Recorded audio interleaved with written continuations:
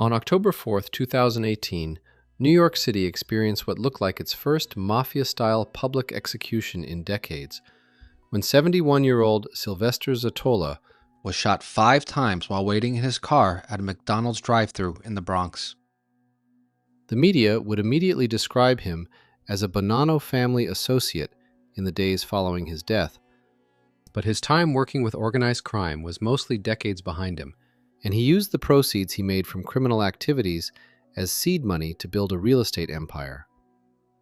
And while his death might have looked like a gangland hit, the truth behind who killed him and why would be revealed as the ultimate betrayal in his life.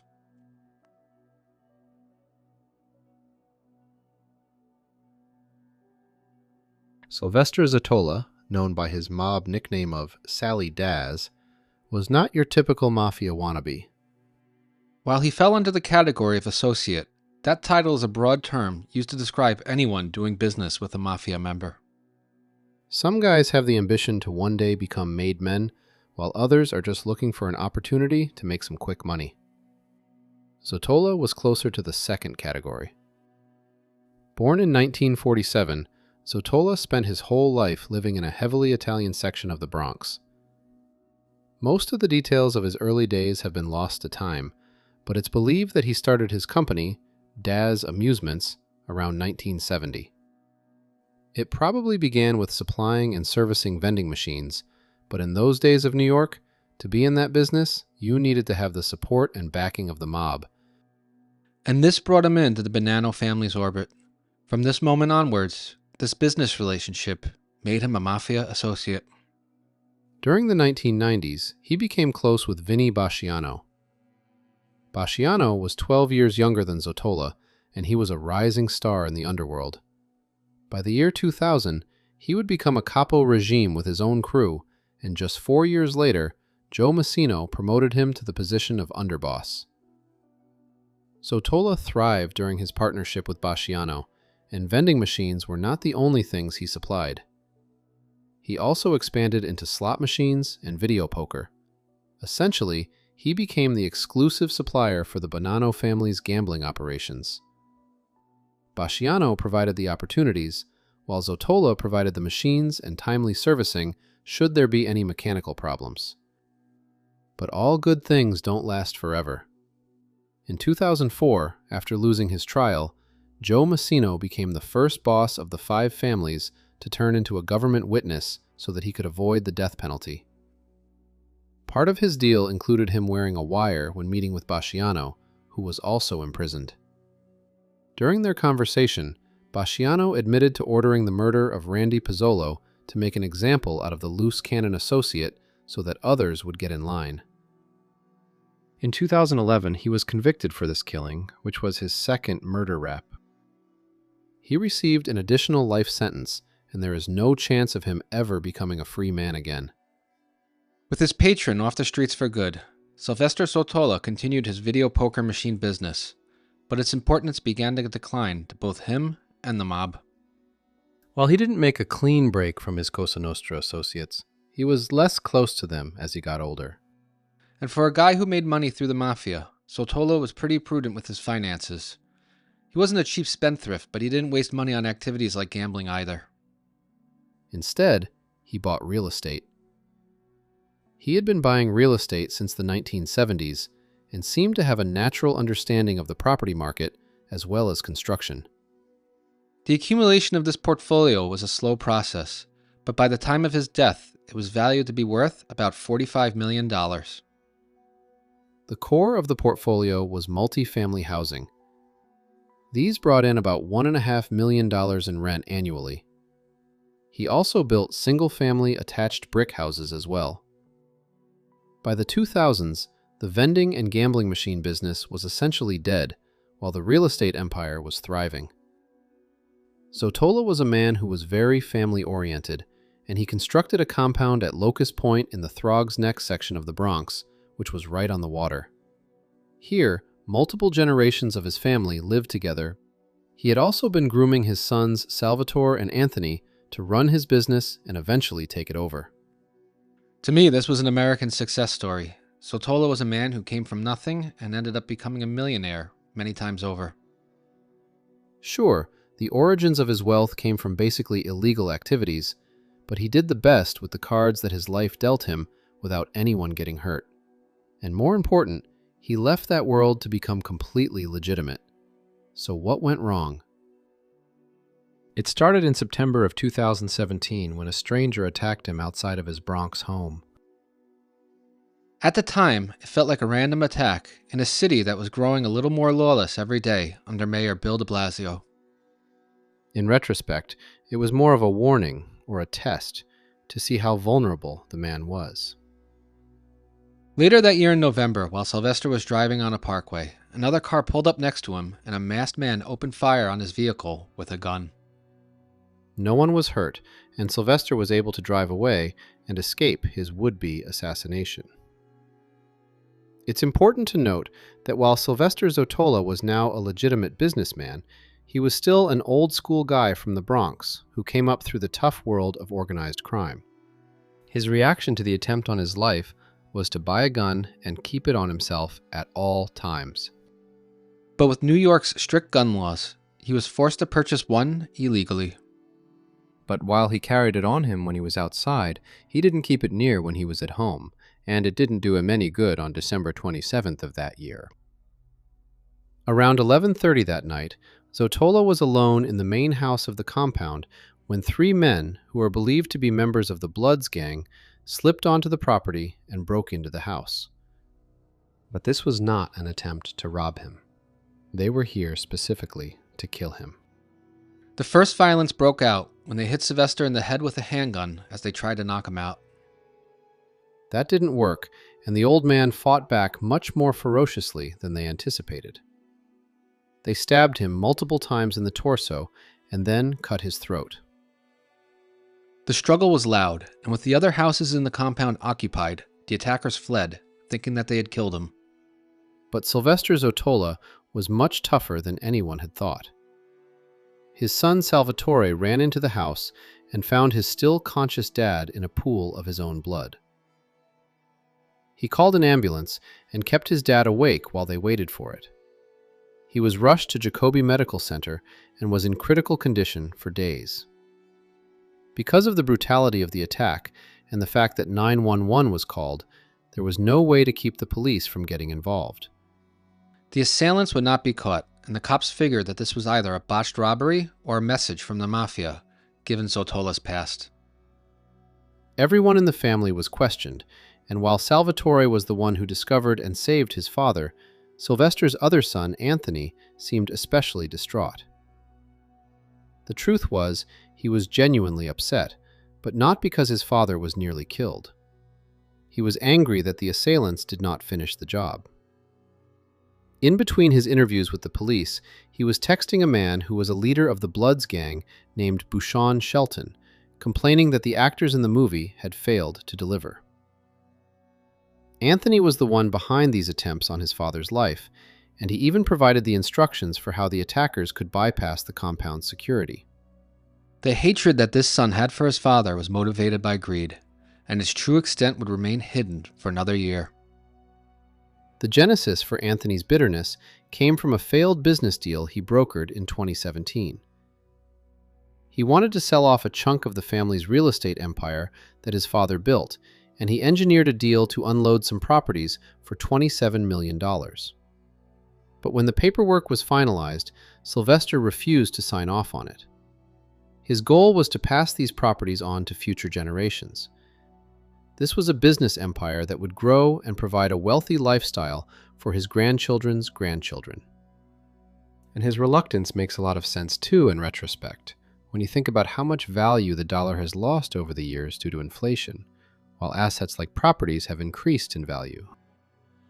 But Anthony did not agree and felt a bit humiliated by his father's outright rejection. We'll never know the exact details regarding what led to this potential deal, and if Sylvester had encouraged Anthony to go out and get an offer, or if Anthony was just doing this completely on his own. But after it all fell apart, Anthony went down a very dark path. In Anthony's eyes, he believed that he was never going to get out from being under his father's shadow, so long as the old man was still alive.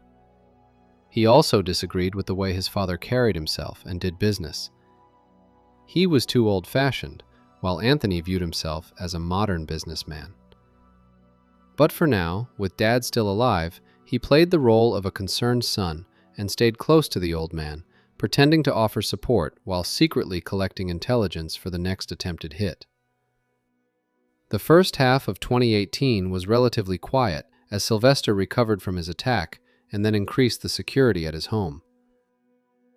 For the people in the Bronx, his survival from the home invasion attack increased his standing, and it created a feeling that the man was somehow immortal. On June 12th, they tried to take out Sylvester again. That morning, he was outside of his compound doing some maintenance when a man walked over to him with a gun and tried to shoot, except it jammed.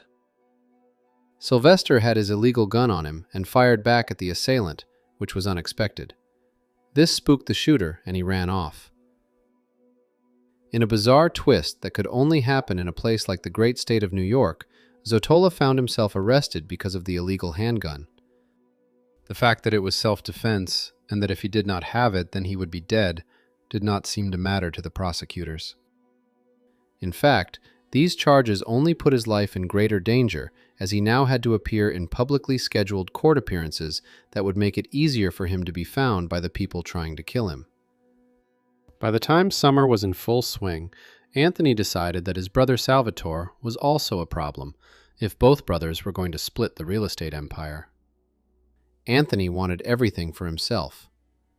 On July 11th, around 6:30 in the morning, Salvatore walked out of the house and went to his car that was parked on the street when a Nissan pulled up next to him and a man started shooting. Salvatore ran, and the gunman chased him. He rolled on the ground and hid behind his parked car while the assailant kept shooting. He was hit multiple times, but his rolling maneuver saved his life as the bullets missed his vital organs. He was rushed to the same hospital that treated his father in December and survived. Again, the police needed to get involved because this happened on a public street. And the security camera footage seemed to dispel any idea that the attacks were coming from the Mafia. Someone else was behind them, and it was personal, but no one then knew who. Meanwhile, Anthony continued his secret communications with Bouchon Shelton, and with his brother off the table for now since he was in the hospital, all efforts were now directed at Dad. The Bloods had placed a GPS tracker under Sylvester's car to map out his routines, after it seemed like attacking him outside of his home was not a winning tactic. One detail they noticed was that almost every morning after leaving his home, Sylvester would stop at the drive-thru of a nearby McDonald's. This was a perfect place for an ambush, as he would be trapped in his car and it would be boxed in by the other vehicles in line, giving him nowhere to run. On October 4th, they executed their plan, and this time they had success. Sylvester Zottola was killed by one gunshot to the head and 4 more in the chest. He was unarmed, as the police had confiscated his gun. While this looked like a mob hit on the surface, investigators discounted that possibility because of the multiple attempts on his life. As they closed off the drive-thru and combed the area for evidence, they discovered the GPS device under the vehicle. From this point, Anthony's conspiracy to kill his family and take over the real estate business unraveled. For one thing, the device was linked to cell phones that belonged to Zottola's assassins, as it fed them real-time data about his whereabouts. This digital footprint soon led them to Bouchon Shelton. Just days after Sylvester's funeral, he was arrested, and when his phone was searched, they found the text messages he exchanged with Anthony, plus photos of the stacks of cash he was paid for all the attempted hits. Bouchon was a high-ranking member of the Bloods, but in this murder scheme, he was a middleman. He would take the cash deposit from Anthony and then pay a portion to the members of his gang who were doing the dirty work. They used a code to make it look like they were producing a movie instead of arranging an assassination, and the payments were called production costs. Anthony also promised performance bonuses for the killers if they successfully completed the job, which frustrated the gang members who were part of the failed attempts, since they didn't get that money. One photo in the phone was a stack of cash that was taken after the successful October 4th murder. This money was to be distributed to the hitman, Hyman Ross, and the rest of his crew that participated in the shooting. In that photo was a handwritten note that said, "Final." These photos of the cash served as receipts for Anthony about his payments. In total, it was estimated to be around $200,000. The money itself came from the Zottola real estate empire. Essentially, the money that came from the business Sylvester built was used by his own son to pay for his murder. The text messages between Anthony and Bouchon had a code that was easy for investigators to crack. Actors referred to the hitmen, while filming was code for the assassination attempts, and script was the plan for how they were going to kill Sylvester using the information supplied by Anthony. When the attempted hit failed, Anthony would go on to complain about the actors giving a poor performance.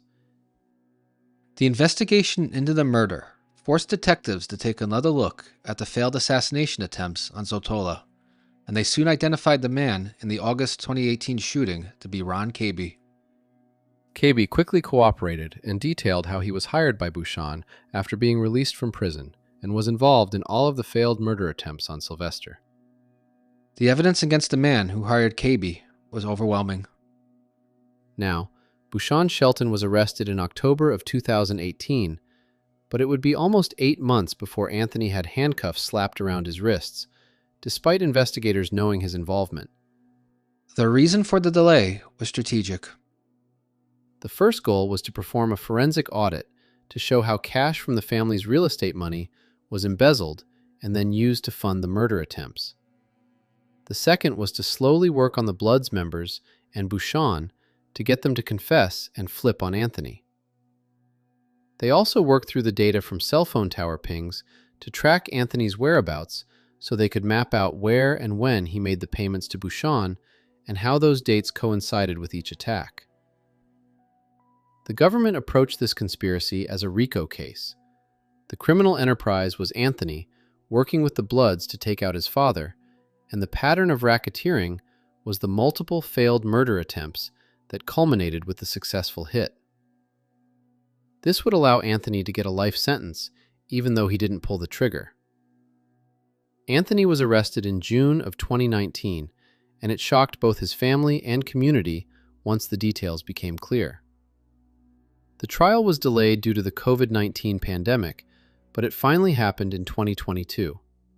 Salvatore had to testify about the attempt on his life as he sat across from the brother he grieved with, who had secretly set him up.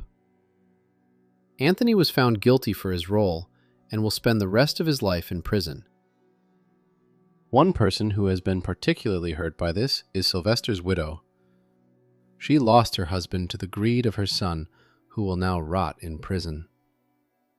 Most of Sylvester's properties were owned by LLCs, and it's believed they have been passed on to his wife, while Salvatore manages them as he keeps a low profile while he tries to heal from this entire experience.